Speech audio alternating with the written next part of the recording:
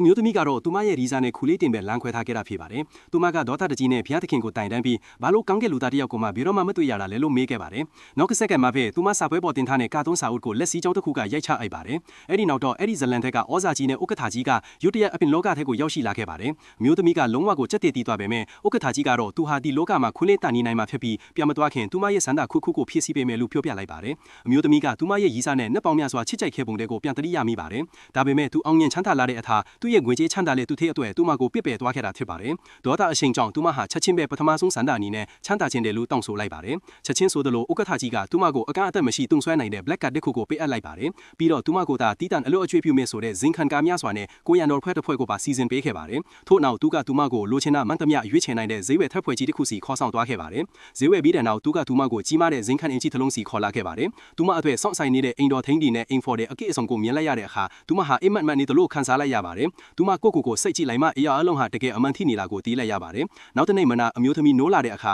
ဥက္ကဋ္ဌကြီးကသူမရဲ့ရီစာဟောင်ကုမ္ပဏီကိုဝယ်ယူပြီးဖြစ်ကြောင်းသူမကို CEO အမှုဆောင်အရာရှိချုပ်အသစ်တစ်ဖက်ခန့်အပ်လိုက်ပြီးဖြစ်ကြောင်းထုတ်ဖော်ပြောပြလိုက်ပါတယ်။သူကအဲ့ဒီလူကိုတန်းကစားပေးဖို့စီစဉ်ထားတာဖြစ်ပါတယ်။သူတို့နှစ်ယောက်ကုမ္ပဏီကိုအတူတူသွားခဲ့ပါတယ်။ဥက္ကဋ္ဌကြီးကအဲ့ဒီလူရှင်းမှာငွေသားတဲ့အပြည့်ပါတဲ့ပုံကြီးတစ်ပုံကိုဆွဲထုတ်လိုက်ပြီးကမ်းလန့်ချက်တစ်ခုပြုလုပ်ခဲ့ပါတယ်။သူသာသူ့ရဲ့အမွေးကြေးချမ်းသာတဲ့သူသေးမနဲ့လမ်းခွဲမယ်ဆိုရင်အဲ့ဒီငွေတွေအားလုံးကိုသူ့ကိုပိုင်ဆိုင်စေမယ်လို့ပြောလိုက်ပါတယ်